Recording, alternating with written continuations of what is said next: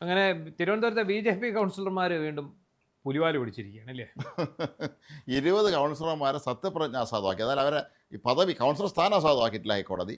സത്യപ്രതിജ്ഞ അസാധുവാക്കി. വീണ്ടും ഒന്നേ സത്യപ്രതിജ്ഞ 4 ആഴ്ച സമയം കൊടുത്തിട്ടുണ്ട്. അത് കൊലമാസ് കാണിക്കാൻ പോയതാണ്. എല്ലാവരും അങ്ങോട്ട് ഭരണം കിട്ടിയ സന്തോഷത്തിൽ ഞങ്ങൾ ഭാരതം ഭരിക്കുന്ന പാർട്ടിയാണ്, അപ്പോൾ ഞങ്ങൾക്ക് ഇതിൻ്റെ ഒന്നും ആവശ്യമില്ല എന്നുള്ള ഒരു സന്തോഷം കാരണം അവർ കയറി കൊലമാസ് കാണിച്ചതാണ്. ആ കൊലമാസ് കാണിച്ച 20 പേരും ദാ കിടക്കും. ഡെപ്യൂട്ടി മേയർ വരെ ഉണ്ട് ആ കൂട്ടത്തിലെന്ന് ഓർത്തോളണം. അതെ, ആശാനാഥും ഉണ്ട് ആ കൂട്ടത്തിൽ. Deputy mayor അടക്കമാണ്.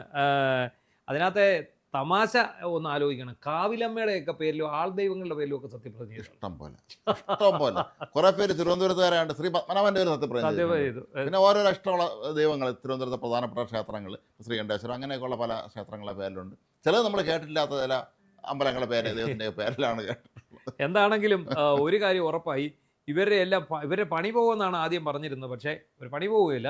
ഹൈക്കോടതി അത് ഒരു ജനങ്ങൾ തിരഞ്ഞെടുത്തവരാണല്ലോ. സത്യപ്രതിജ്ഞ രീതിയാണ് ഇവർ കാണിച്ച അബദ്ധം. അപ്പം നമുക്കറിയാം ഇതിനു മുമ്പും ഇതുണ്ടായിട്ടുണ്ട്. നിയമസഭയിലും ഇതേ പണി. ഉമേഷ് ചള്ളിയിൽ 2001 അത് JSS അധികാരത്തിൽ വന്ന വർഷമാണ്. 2001 അന്ന് JSSന് കരുനാഗപ്പള്ളി രാജൻ ബാബുവും ഗൗരിയമ്മയും ഉമേഷ് ചള്ളിയിലും ഒക്കെ ജയിച്ചു. ഉമേഷ് ചള്ളി കൊടുങ്ങല്ലൂരിൽ നിന്ന് MLA ആളാണ്. അദ്ദേഹം തൃശ്ശൂരിലെ പ്രധാന ബാർ മുതലാളി.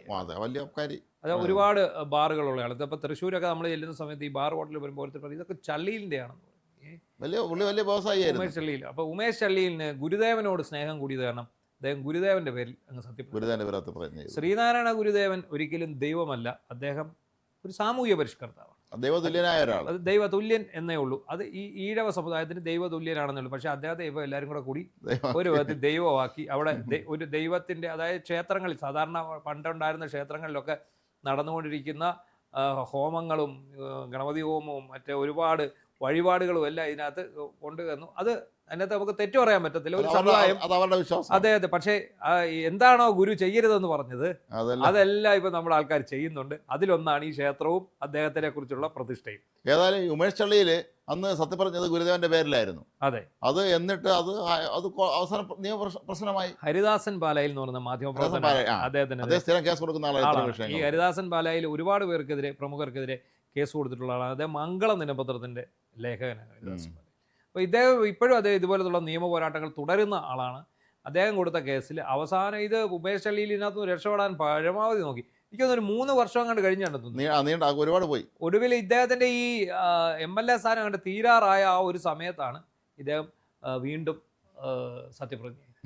വീണ്ടും നിയമസഭയിൽ സത്യപ്രതിജ്ഞ ചെയ്യേണ്ടി വന്നു. ഇല്ല, MLA സ്ഥാനം നിലനിർത്തുന്നതിന് വേണ്ടി. ഇപ്പോഴും മനസ്സിലാവാത്തൊരു കാര്യം, BJP ആണെങ്കിൽ ഏത് പാർട്ടിയാണെങ്കിലും സത്യപ്രതിജ്ഞ പോകുന്ന ആളുകളെടുത്ത് ആദ്യം സത്യപ്രതിജ്ഞ ചെയ്യുന്നിടത്ത് മിനിമം പറഞ്ഞ് മനസ്സിലായിട്ടെങ്കിലും നിങ്ങൾ എന്താണ് അവിടെ ചെന്ന് പറയേണ്ടതെന്നുള്ള കാര്യം ഇങ്ങനെ പറയാൻ പറ്റില്ല. അല്ലെങ്കിൽ ഇവർ ചോദിക്കണം, ഞാൻ ഏതെങ്കിലും ദൈവത്തിന്റെ പേര് സത്യപ്രതിജ്ഞ ചെയ്തോട്ടെ എന്ന് ചോദിക്കണം. അതെ, അവർ ചോദിച്ചിട്ടില്ല. ഇവര് ആ നേരത്തെ മാസമാണ്, ഇവര് കൊലമാസാണ്. ഇവര് BJP-ക്കാർ വന്ന് ഇവര് ബലിദാനികളുടെ പേരിൽ അങ്ങനെ വന്നിട്ട് ഇവരുടേതായിട്ടുള്ള ചില ചിട്ടവട്ടങ്ങളുണ്ടല്ലോ, അത് വെച്ചിട്ടാണ് ഇവർ സത്യപ്രതിജ്ഞ ചെയ്യാം. പാർട്ടി ഓഫീസിൽ ചെയ്യാൻ പറ്റും. അതേ പറ്റൂ. ഇവർക്ക് ഇപ്പൊ ധീരബലിദാനിയും പ്രഭാരിയും അത് ഇങ്ങനെ കുറച്ച് പേരുകളുണ്ട്, സംസ്കൃതത്തിലുള്ള പേരുകൾ. പിന്നെ ഇവരുടെ സംഘടനയുടെ പദസഞ്ചലനം എന്നൊക്കെ പറയുന്ന പോലുള്ള ചില പേരുകൾ. അപ്പോൾ എന്താണെങ്കിലും ശരി, ഇവരുടെ ഈ ബലിദാനികളോടുള്ള ആദരവും ദൈവത്തോടുള്ള ആദരവും ഒക്കെ നല്ലതാണ്. ദൈവനാമത്തിൽ മാത്രമേ സത്യപ്രതിജ്ഞ. തീർന്നില്ല. തിരുവനന്തപുരത്തല്ല, മറ്റേ സ്ഥലത്ത് ഒരാൾ ഉമ്മൻചാണ്ടിയുടെ പേര് സത്യപ്രതിജ്ഞ ചെയ്തിട്ടുണ്ട്. അയാളും പെട്ടിട്ടുണ്ടോ? ഉമ്മൻചാണ്ടിയുടെ പേരിൽ ഉമ്മൻചാണ്ടി ഇപ്പൊ ദൈവമാക്കാനുള്ള ശ്രമങ്ങൾ, കല്ലറയിൽ അദ്ദേഹത്തെ ഒരു ദൈവമാക്കാനുള്ള നടക്കുന്നുണ്ട്. പക്ഷേ ഇത്തരം പരിപാടികളൊന്നും നമ്മുടെ ഭരണഘടന അനുവദിക്കുന്നില്ല. അതാണ് ആദ്യം മനസ്സിലാക്കേണ്ടത്. ഇത് നമ്മളിപ്പം നരേന്ദ്രമോദി ആണെങ്കിലും ശരി, പിന്നെ ഈ പറയുന്ന അമിത്ഷാ ആണെങ്കിലും ശരി, ഇവരെല്ലാവരും സത്യപ്രതിജ്ഞ ചെയ്യുന്നത് എപ്പോഴും ഒന്നുകിൽ ദൈവനാമത്തിൽ, അല്ലെങ്കിൽ ഭരണഘടനയെ തൊട്ട്, അല്ലെങ്കിൽ ദൃഢപ്രതിജ്ഞ അല്ലാതെ അവിടെ കയറി രാമന്റെ പേരിലോ സീതയുടെ പേരിലോ ഒന്നും അതുപോലെ തന്നെ പിന്നെ വിശാഖൻ, നമ്മുടെ നാട്ടിൽ പല ആൾക്കും അറിഞ്ഞാത്തൊരു കാര്യം, ഇപ്പൊ നിയമസഭയിലും പാർലമെന്റിലൊക്കെ പ്രസംഗിക്കുന്നു. അതിന് ചുമ്മാ ചാടിക്കറി പ്രസംഗിക്കാൻ പറ്റില്ല. അതിനവിടെ ഒരുപാട് ചിട്ടവട്ടങ്ങളുണ്ട്. അതനുസരിച്ച് മാത്രമേ അവർക്ക് പ്രസംഗിക്കാൻ അതിന്റെ ആ നിയമങ്ങൾക്ക് സമയം അനുവദിച്ചു കൊടുക്കണം. എന്നാലേ പറ്റുള്ളൂ. അല്ല ചാടി എഴുന്നേറ്റ് അവിടെ. അപ്പൊ ഈ പണ്ട് വർഷങ്ങൾക്ക് മുമ്പ് ഞങ്ങൾ പഠിക്കുന്ന സമയത്ത് നീലം സഞ്ജീവ റെഡ്ഡി ഉണ്ടല്ലോ, നമ്മുടെ രാഷ്ട്രപതി, ലോക്സഭ സ്പീക്കറായിരുന്നു. ഇതിന് തിരുവനന്തപുരത്ത് എന്തോ ഒരു സ്വീകരണം കൊടുത്തിരുന്നു. അപ്പം അദ്ദേഹത്തെ കാണാൻ വേണ്ടി നമ്മൾ സെൻട്രലിലായിരുന്നു പോയിരുന്നു. അപ്പോൾ അവിടെ നീക്ക നായനാരാണ് മുഖ്യമന്ത്രി. നായനാർ പ്രസംഗിച്ചപ്പോൾ അദ്ദേഹം പറഞ്ഞു, ഞാൻ ആദ്യമായിട്ട് MP ആയിട്ട്, അത് ലോക്സഭ അംഗമായിരുന്നു, അവിടെ ജയിച്ചെന്ന് അപ്പോൾ ഈ ചിട്ടവട്ടങ്ങളൊക്കെ പഠിപ്പിച്ചിട്ടുണ്ട് MP മാരെയൊക്കെ പുതുതായിട്ട് ചെല്ലുന്നവരൊക്കെ. പക്ഷേ നമ്മളതൊന്നും നാനാര ശൈലി ഉണ്ടല്ലോ. നമ്മൾ കേരളത്തിൻ്റെ ആവശ്യം ഓരോന്നും നമ്മളൊക്കെ ഒന്ന് ബഹളം വയ്ക്കാൻ തുടങ്ങി. ബഹളം വയ്ക്കാം, പാർലമെൻറ്റിൽ ബഹളം വയ്ക്കും. പ്രൊഫസർ സഞ്ജീവ് റെഡ്ഡി അന്ന് ലോക്സഭാ സ്പീക്കറാണ്. അപ്പോൾ അദ്ദേഹം നയനാരെ കാണാൻ ആഗ്രഹിക്കുന്നു, ചെന്ന് കാണാൻ കുറിപ്പ് കൊടുത്തയച്ചു. ചേമ്പറിൽ ചെല്ലാൻ പറഞ്ഞു.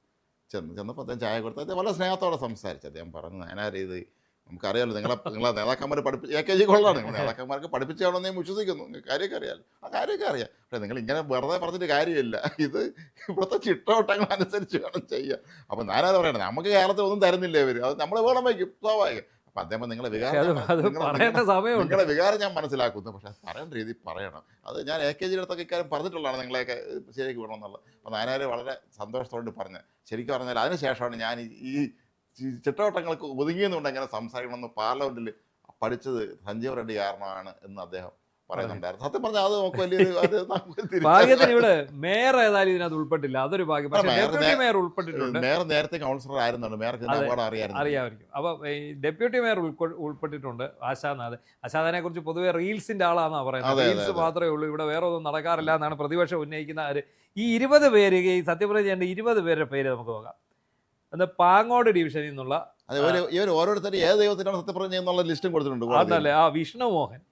അതുപോലെ ഈ deputy speaker Karuma Ashanath, deputy speaker അല്ലല്ലോ, deputy mayor Harikumar Fort, Deepa S Nair Perunthanni, Sukanya Sreekandeswaram, Jaya Rajeev Kadakampally, Sunil Attipra, advocate Mini Akkulam, Vayalkkara Ratheesh Poonkulam, Vinod Cheruvaikkal, Gopakumar Thiruvallam, Sudhi SS Attukal, V Giri Kamaleswaram, Saritha P Manacaud, Udayan Mannanthala, Sugathan Vazhottukonam. സുഗതനുണ്ട്, സുഗതൻ ഇപ്പൊ അകത്താണ് കിടക്കുന്നത്. അതെ, സൂര്യ വലിയശാല, ശ്രീദേവി പൊന്നുമംഗലം, പാപ്പനങ്കോട് സജി മേലാങ്കോട്, ബീന നെടുങ്കാട്. ഇത്രയും പേരാണ് ഇതിനകത്ത് വന്നിരിക്കുന്നത്. ഇതിനകത്ത് അപ്പോൾ അവർ ബലിദാനികളെയും അവർ ഇഷ്ടമുള്ള ദൈവങ്ങളുടെയൊക്കെ പേരിൽ ചെയ്തു.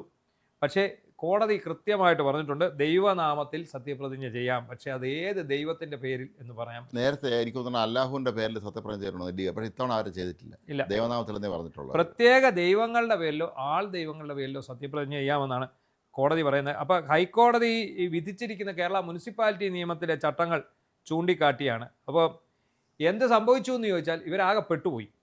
എന്തായാലും അയോഗ്യത കൽപ്പിക്കാത്ത ഒരു ഭാഗ്യമാണ്. അതാണ് 20 കൗൺസിലർമാർ അയോഗ്യരായുള്ള അവസ്ഥ ആലോചിച്ചു. അപ്പോൾ ഇവർ വീണ്ടും സത്യപ്രതിജ്ഞ ചെയ്യാൻ പോവുകയാണ്. ഒരു അനുസരണയുള്ള കുട്ടികളായിട്ട് ഇതൊരു വലിയ പാഠമാണ്. കാരണം നമ്മുടെ നാട്ടിലെ ചിലപ്പോൾ ജനപ്രതിനിധികളായിട്ട് ഈ താഴെത്തട്ടിലൊക്കെ വരുന്ന ആൾ തുടക്കക്കാരായിരിക്കും, അവർക്ക് അറിയില്ലായിരിക്കും. ഒന്ന് മാസാകാന്ന് പറഞ്ഞ കയറി ഇത്തരം കൊലമാസാണ്. ഇവർ ഓരോരുത്തരും സത്യപ്രതിജ്ഞ കഴിഞ്ഞ് റീലിട്ടു ഇങ്ങനെ കാണിക്കുന്നുണ്ട്. നമ്മുടെ വിജയ് ഇതുപോലെ സത്യപ്രതിജ്ഞ ചെയ്താണ്ടായിരുന്നു. ഗവർണർ തടഞ്ഞു. സിനിമയൊക്കെ കൈ വെച്ചാൽ മതി, ബാക്കി പുള്ളി ഇതെല്ലാം അങ്ങോട്ട് വന്ന് കാണാൻ പഠിച്ചിട്ട് കൈയൊക്കെ ഇങ്ങനെ വെച്ചിട്ട് ആയ് എന്നൊക്കെ പറഞ്ഞിട്ട് ജോസഫ് വിജയ് പിന്നെ ഈ അണികൾക്ക് കരഘോഷം മുഴക്കാൻ കുറെ സമയം ഇട്ട് കൊടുക്കുന്നു. അതിനുശേഷം പുള്ളി കൈയൊക്കെ വെച്ച് വളരെ ഇതായിട്ട് സത്യപ്രതിജ്ഞ ചെയ്തു. ആദ്യ കണ്ണി കഴിഞ്ഞപ്പോൾ ഗവർണർ പറഞ്ഞു മതി, മാസം അവിടെ നിർത്ത്, ഇതിനകത്ത് പറയുന്ന പോലെ എന്ന് പറഞ്ഞ പോലെയാണ്. ഇനിയിപ്പോൾ അടുത്ത ദിവസം ഇവര് വന്ന് ദൈവത്തിന്റെ പേരിലോ അല്ലെങ്കിൽ പിന്നെ ദൃഢപ്രതിജ്ഞയോ ഭരണഘടനയുടെ പേരിൽ സത്യപ്രതിജ്ഞ. മുമ്പൊരിക്കൽ വളരെ രസകരമായ മറ്റൊരു വിവാദം കേട്ടു, സത്യമാണെന്ന് ഇപ്പോഴും എനിക്ക് പറഞ്ഞില്ല. പ്രമുഖനായ ഒരു മാധ്യമപ്രവർത്തകൻ ആരോ അഭിമുഖത്തിൽ പറഞ്ഞിരുന്നതാണ്. ഈ പട്ടംതാനുള്ള മുഖ്യമന്ത്രി ആയിരുന്നിട്ട് അദ്ദേഹം ഗവർണറായി പോയപ്പോൾ R ശങ്കർ മുഖ്യമന്ത്രി ആയിരുന്നു. അപ്പോൾ ആ മന്ത്രിസഭയിലുണ്ടായിരുന്ന ഒരുപാട് പേര് മന്ത്രിസഭയിലുണ്ടായിരുന്നു. ഇവരത് സത്യപ്രതിജ്ഞ ചെയ്തിട്ടില്ലായിരുന്നു എന്നാണ് അവരും കൂടെ അങ്ങ് ഉൾപ്പെടുത്തി. അവരെ മന്ത്രിയായിട്ടൊക്കെ പോയെന്നാണ്. സത്യപ്രതിജ്ഞ ചെയ്യണമല്ലോ ഒന്നെന്ന്. ഈ സത്യമാണെന്നാ, സത്യം അല്ലെങ്കിൽ ഇത് വളരെ ഭയങ്കരമായ ഒരു അബദ്ധമാണത്. സത്യമാണെന്ന് ഇപ്പോഴും എനിക്ക് അറിയില്ല. പക്ഷെ അന്നങ്ങനെ ഒരിക്കലും പ്രമുഖനായ ഒരു മാധ്യമപ്രവർത്തകനാണ് പറഞ്ഞത്. മുഖ്യമന്ത്രി സത്യപ്രതിജ്ഞ ചെയ്തേക്ക് ബാക്കിയുള്ളവരും ഇതിന്റെ കൂട്ടത്തിലും കൂട്ടിക്കോന്നായിരിക്കും. അതായത് പണ്ട് മുഖ്യമന്ത്രി സത്യപ്രതിജ്ഞ ചെയ്തപ്പോ അടുത്ത മന്ത്രിയോട് ചെയ്ത് ആരോ ചോദിച്ചില്ലേ നിങ്ങളെന്താ സത്യപ്രതിജ്ഞ ചെയ്ത്?